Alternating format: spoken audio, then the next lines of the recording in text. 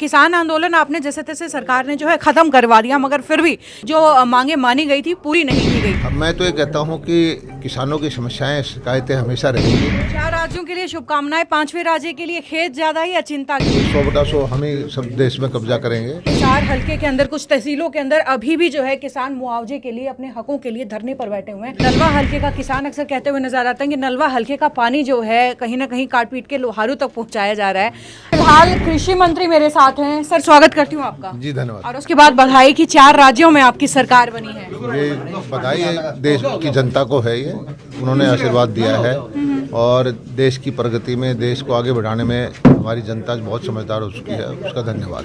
चलिए, 4 राज्यों के लिए शुभकामनाएं, 5वें राज्य के लिए खेत ज्यादा या चिंता की? भाई कृषि संबंधित राज्य था। ऐसा नहीं राजनीति में कि भाई 100/100 हम ही सब देश में कब्जा करेंगे। औरों के लिए भी थोड़ा स्पेस होना चाहिए और धीरे धीरे करके ये बदलाव होता रहेगा। लेकिन ये निश्चित तौर पर है कि जो पार्टी जो जनता की सेवा करेगी, सही काम करेगी, जनता उसको आशीर्वाद देगी। चलिए, क्या लगता है कि जो नतीजे फिलहाल पंजाब में रहे हैं, क्या हरियाणा में कितना असर डालने वाले हैं?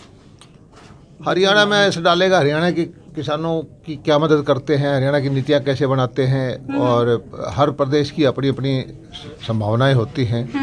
पंजाब में मुद्दा चलता है, उत्तर प्रदेश का उत्तर प्रदेश में चलता है जी। उसमें कोई हरियाणा की सरकार जो है पंजाब से बेहतर काम कर रही है और उससे हरियाणा के किसानों को ज़्यादा लाभ दिया है।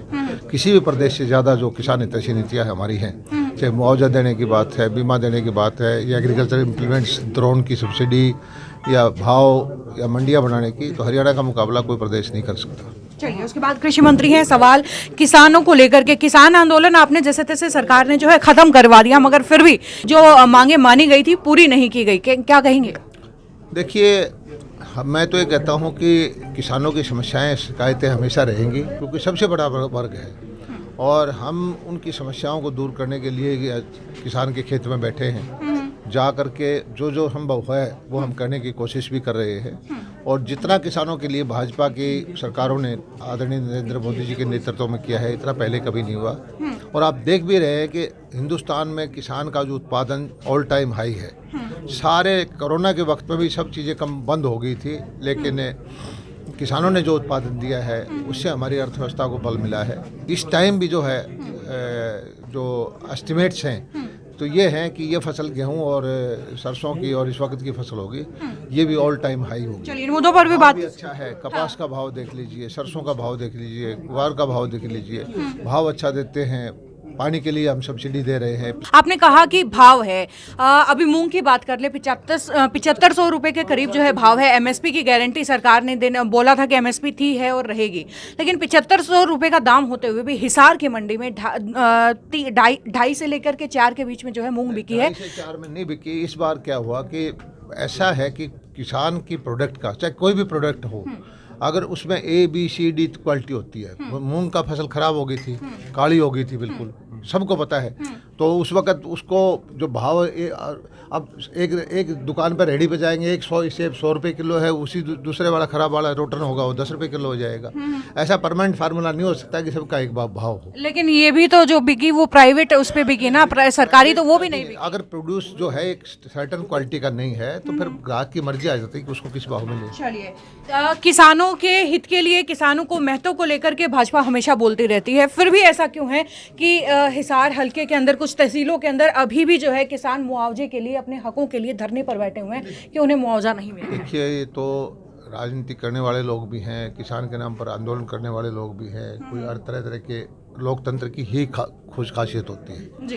कि अलग अलग वर्ग अलग अलग अपनी समस्याएं उठाता रहे। लेकिन जितना मुआवजा अब दिया है, मैं रिकॉर्ड बोल रहा हूँ कि इस साल में जो पिछले साल खराब हुई थी फसल, इसकी कपास की फसल खराब हुई, मूंग की, बाजरे की हुई, हमने अपने आप संज्ञान लिया। मुख्यमंत्री जी ने कहा स्पेशल गिरदावरी करो।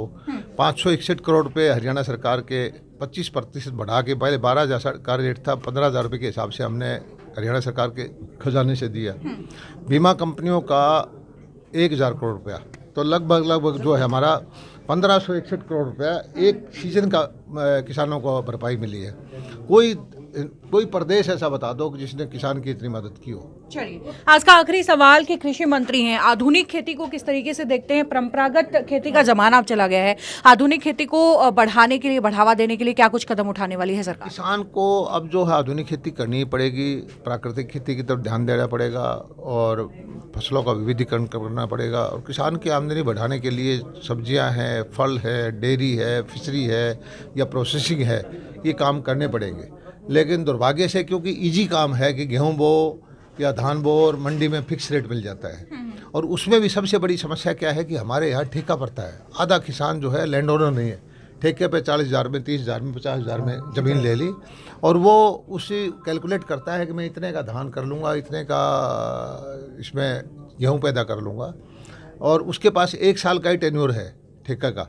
तो इस प्रथा से हमारे जो है विविधीकरण में दिक्कत आ रही है। इसके लिए भी हम सोच रहे हैं कोई ऐसी नीति बनाएं जिससे कि 3 साल, 4 साल में, 5 साल की करके यहाँ पर हमारे जो किसान है आराम से, बहुत सारे किसानों ने 1-1 एकड़ के अंदर 2-2, 5-5, 4-4 लाख की आमदनी की है। और जो खारे पानी के, खासकर इस इलाके में भी खारा पानी है, मेरे लोहारू में भी खारा पानी है, झज्जर में खारा पानी, सरसा में खारा पानी है। 2.5 एकड़ के किसान ने 20-30 लाख रुपए की 4 महीने में झींगा का उत्पादन किया है। और अगले 3 साल के अंदर मैं दावा करता हूं कि 10,000 फार्मर ऐसे होंगे जो करोड़पति होंगे झींगा के उत्पादन से। चलिए, आपने वैसे मैंने कहा था आखिरी सवाल, लेकिन लोहारू का जिक्र किया है तो एक सवाल और पूछूंगी कि नलवा हलके का किसान अक्सर कहते हुए नजर आता है कि नलवा हलके का पानी जो है कहीं ना कहीं काट पीट के लोहारू तक पहुंचाया जा रहा है, तो उससे नाराजगी भी दिख रही है। 100% जो राजनीतिक लोग हैं वो इस तरह की भाषा करते हैं। जो जहाँ का पानी होता है, जहाँ की नहर होती है, जहाँ की मोहरी होती है, उसका पानी मंजूर होता है। ये सही है कि लोहारू का पानी पहले कहीं और चला जाता था और उसका दुष्परिणाम भी हुआ है। अगर लोहारू का पानी रोहतक में लगाया, झज्जर में लगाया तो धरती खराब होगी, वहाँ जल स्तर ऊपर बढ़ गया, सैलिनिटी आ गई, वाटर लॉगिंग होगी। और अब जो है लोहारू का पानी लोहारू को मिलता है, नलवा का पानी नलवा को मिलता है, तोशाम का पानी तोशाम को मिलता है, सरसा का पानी सरसा को मिलता है। हमारे यहाँ दुर्भाग्य ये है कि आधी ज़मीन तो सलाइन हो गई है, जल भराव की समस्या हो गई है, आधी ज़मीन सूखी होती थी दक्षिण हरियाणा की। हमने नीति बनाकर ये काम किया है कि जिसका जो हक है उसको मिलता रहे और हरियाणा के किसान की समृद्धि हो। चलिए, बहुत बहुत धन्यवाद सर। तो ये थे मेरे साथ कृषि मंत्री जेपी दलाल जी, जिन्होंने हमारे सीधे सवालों के सीधे जवाब दिए हैं। खैर, आगे भी इसी तरीके के इंटरव्यूज का सिलसिला जारी रहेगा। देखते रहिए, जुड़े रहिए सिटी बिग न्यूज़ के साथ। नमस्कार।